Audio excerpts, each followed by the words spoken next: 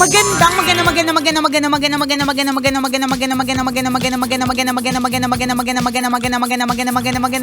tanghali. Kumikinang na ulo, Diego Bandido.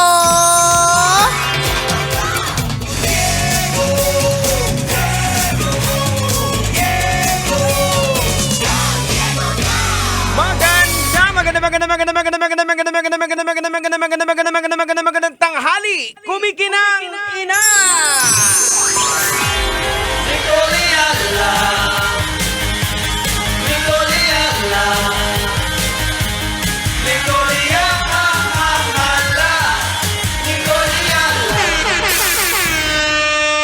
Dear Nicole Yala and Diego Bandido.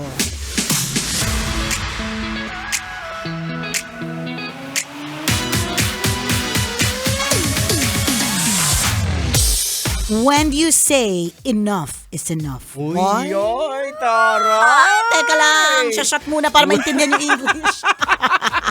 When do you say enough is enough?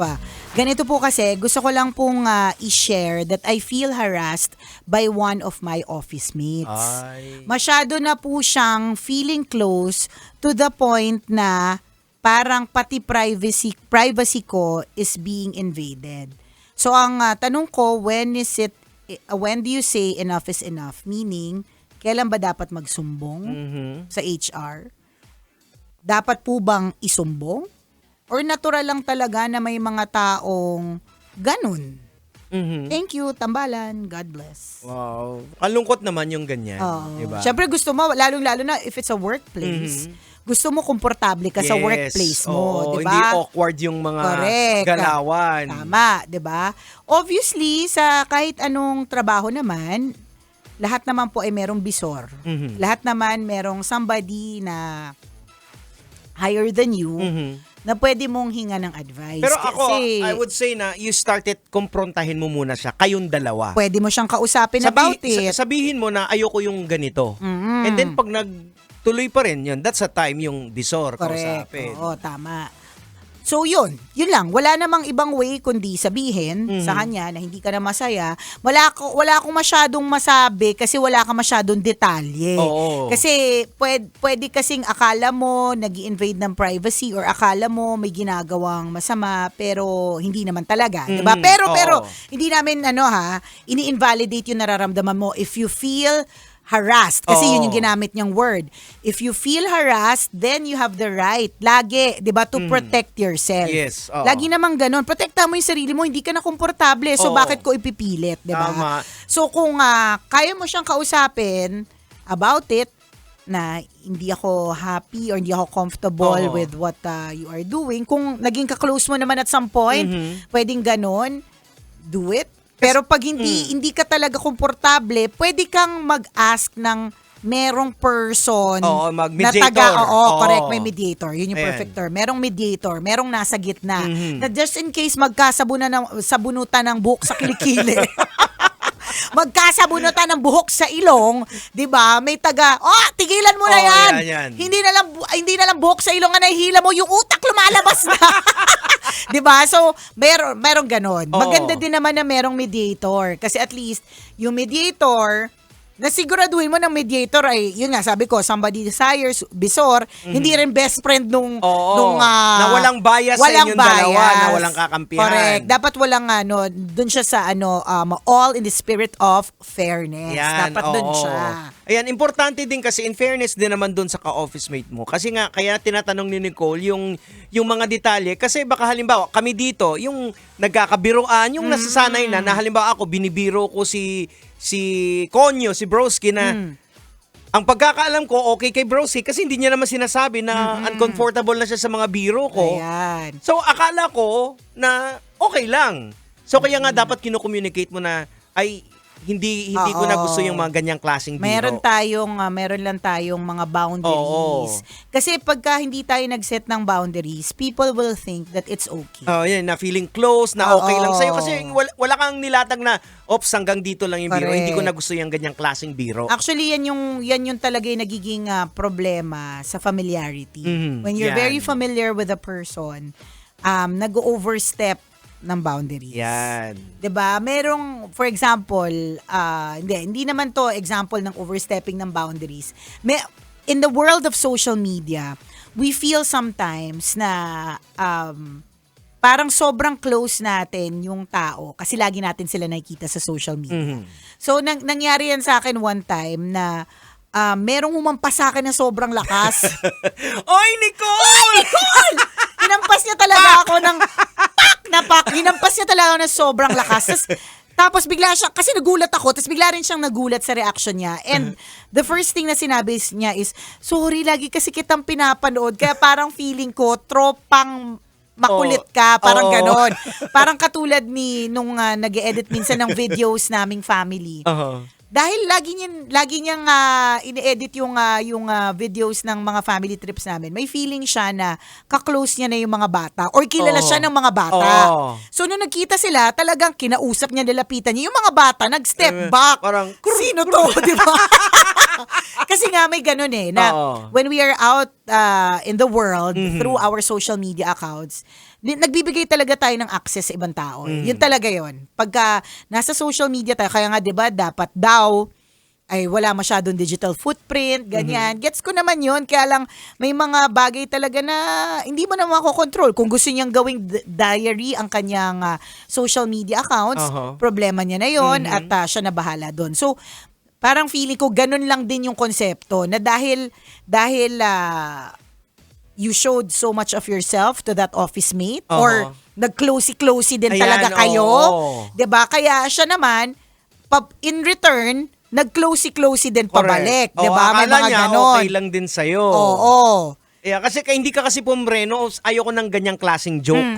O kasi parang nai-invade na yung, at least pag tingin ko pag nag-communicate ka ng gano'n, maiintindihan niya na alam niya, nag-set ka ng boundary. Correct. Hanggang ganon. dito lang yung pwedeng closeness na maibibigay. Kasi natututo naman Kasi dapat matuto na, okay, so pagdating sa mga ganyang klase mga biro, let's say, kunyari sa weight, or sa tawag doon sa timbang, 'di ba, na pala siya, sensitive pala siya doon sa mga ganong klaseng jokes. So ngayon, dahil nalaman mong sensitive siya sa jokes na yun, hindi mo na siya sasabihan ng balyena, super fairy, o kung ano man, di ba? Pero may may mga kaso kasi na, ang sinasabihan na ganyan, lumalaban din. So, meron din. Akala, playtime lang, pero deep inside pala, na-hurt na. Correct, galit na. So, dapat naku-communicate talaga. Kaya ako, naniniwala ako na kung ano man din yung kahit papanong nararamdaman mong, meron ka ding kahit papanong naiambag dyan. Hindi natin sinasabing nag-victim blaming tayo. Correct. Hindi. Kasi hindi, as I said, hindi ko nga alam yung buong detalye kung anong level ng harassment ba yung sinasabi. Of course, hindi natin iaalaw ang kahit anong klaseng harassment. Never. Whether it's verbal, physical, lahat ng klaseng harassment. At never na-justify yan. Never. We should never justify. 'Di ba? But ang sinasabi lang din natin, 'di ba, ano ba yung mga nag-feeling siya na nangyari to sa na naman po tayo sa panchichismis ng buhay ng iba. meron akong isang kakilala na Becky. So dahil closey sa kanya yung guy, akala nung Bex parang nagpapakita din ng interest sa kanya. So ngayon, nag-level up. Nag-move si Bex. Nag-move si Bex. Okay. At yung move niya ay may mga kinapang mga bukol-bukol. May mga sinubukang kapain na mga bukol-bukol. So ngayon, si lalaki, nagalit siya. Kasi hindi ganun. Kaibigan lang tayo. Oo, tropa lang. Diba? Tropa lang. Wala namang kapaan ng bukol-bukol. Diba? Yung ganun. So hindi ko sinasabing gina-justify natin. Pero ang sinasabi lang din natin, minsan may maling interpretation. Yes. So kung gusto mo talaga na hindi magkaroon ng kahit anong maling interpretation, mag-set na agad ng boundaries. Importante. Hindi lang talaga madali yan, especially Jegs, if you are a people pleaser. Yan lang. Ayan na naman, di ba, na parang kakahiya naman, baka ma-offend. Nahihiya ako, baka anong sabihin. Baka akalain naman, ganito, ganyan, di ba? Wala. Anong gagawin natin? Hanggang dapat ka matuto. Oo. Diba, Nicoliala? Oo naman. Dapat matuto. Ako yan yung natutunan ko sometimes sa ibang mga kasi nga my life is an open book. Nung hindi pa uso yung social media, ang lakas ko na magkwento tungkol sa mga ex, ganyan. So, sometimes merong feeling yung iba na pwedeng they can say anything to me. Sabi ko nga sa'yo, there was a time na may nagpakita pa sa akin hubad na photo, yung mga ganyan. Pero, pagka ganun, hindi na ako komportable sa ganun. Pero ang ambag ko naman doon, medyo kahit papaano, medyo walwal din kasi akong girl or medyo all out din kasi ako. So, pagka ganun mo na posisyon yung sarili mo, yung character mo. Oo, ang diba? karakter ko talaga is I'm the friend of everyone. Diba? Tropa mo ako na pwede mo akong ayain anytime. At true enough, ang dami nag-aya sa akin nung dalaga pa ako. Pag trip ko, sumasama ako. Pag hindi ko trip, 'di ba? Sorry na lang, 'di ba? Yung mga ganun. So, magsiset tayo ng boundaries. Doon ko rin na-realize na, okay, kailangan mo palang mag-set ng boundaries. Kasi kung hindi, manghihimasok lang talaga yun sa buhay mo. Correct, oo. Nang wala-wala lang. Parang mga tao sa pumapasok sa loob ng bahay. 'Di ba? Kapag hindi ka nag-set ng boundaries, dire-diretso yan hanggang kwarto. Ayan, oo. Nangyayari yan, 'di ba? Pero anong ulam niyo dito? Yung titingnan. Titingnan, 'di ba? O kaya ang ganda ng mga alahas mo, Mayat de la Rosa pa yung jewelry ba yan? Tapos kakalkal. Kapag hindi mo siya sinabihan na, huy, okay yun, huwag mong anuhin. Tapos hindi ka nagreklamo, baka akala niya okay lang. Ayan. Or nahihiya nga magsabi. Pero mahirap nga para sa isang people pleaser, di ba? Hindi, tsaka para sa isang taong takot, mahirap din talaga magsabi. Kaya nga ang sinasabi ko kanina is that you tell it to somebody na mas mataas ang posisyon sa inyo, ganyan. Kasi, alam mo, kung dun tayo sa more serious note, Jegs, why are there some people na victims of harassment na hindi nila nagsasalita? Kasi sa totoo lang, nakakahiya. Totoo yun. Tama. Nakakatakot i-judge ako ng iba. Baka sabihin, nilandi niya naman talaga ikaw kasi. Ikaw kasi nakabuyang-yang, di ba? Pero kahit na, hindi niya problema na nakabuyang-yang yung dibdib niya. Hindi niya justify talaga yung pangaharas, yung sexual abuse. Hindi. Never. Kaya hindi siya talaga madali. It's not easy. Hindi lang, nasabi natin kanina yung salitang people pleaser kasi maraming people pleaser. We don't want people to say anything bad about us. Pero dun lang sa part na bakit pag hinaharas ang isang tao, nag-freeze sila. Hindi sila nagsasalita kasi pwedeng tinatakot din. Correct. 'Di ba? So, ang importante, do not face this battle alone. Tama. Kung tingin mo hindi mo talaga kayang sabihin na hindi mo karakter, natatakot ka, magsabi ka. Yan. Kasi hindi malalaman ng iba. Hindi lahat ay very sensitive na, bakit parang mukhang hindi komportable itong taong to. Mukhang hindi siya mapakali. Hindi lahat ganun. Ang maisip na iba, natatay na ba yan? Bakit ganyan yan? Ang hindi mo alam, di ba? May nafe-feel na palang harassment.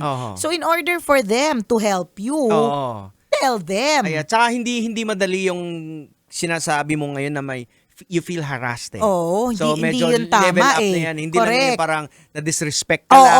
Ibang usapan yan Iba yung word na harass. Una, tama ang spelling ng harass. Alam niya kung alin ang double letter. So, ibig sabihin talagang alam niya. 'Di ba?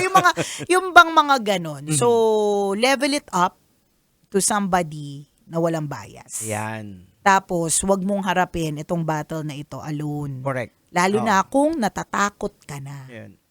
Speak your mind. Yes! Nandatahimik. Please. Ayan. Kung hindi mo man lang kayang sabihin dun sa bisor mo, sabihin mo sa somebody who is very close to you na komportable ka. Hopefully, yung taong yun makapagbigay ng tamang direksyon sa'yo. At malay natin, baka makapagbigay din ng signal doon sa kung saan man, correct. Na feeling mo hinaharas ka, na baka hindi niya rin din alam na yun nangaharas na pala. Na yun na yung epekto. Akala niya closey lang. Oo. Yung pala harassment. Correct. Na, diba? Harassment is such a big word. Tama. Diba? Kaya wag nating i-allow yan. O siya, hanggang dito na lang po muna kami. Ako pong kumikinang ulo, Diego Bandido. At akong kumikinang ina mo, Nicole Yala. Kailangan pa bang i-memorize yan? Basic! Yun, so mahirap po talaga ang ganong klaseng sitwasyon. Oo. Ang problema lang kasi minsan din sala din yung mga tao Tulad nung isang kong kaibigan. Sabi niya harassment nung boss porque tsaka. Nung yung isang boss na yung umano sa kanya, parang nag-move. Porque may itsura, hindi na harassment. Lambing na. He likes me, Nicole. Sala din minsan eh. Kaloka. Pero yun, pag nahaharas ka, feeling mo na-invade ang privacy mo, feeling mo nag-overstep ng boundaries, please speak up. Yan. Tell somebody. Correct. Ha? O siya. O siya. Salamat! Bye! Bye everyone!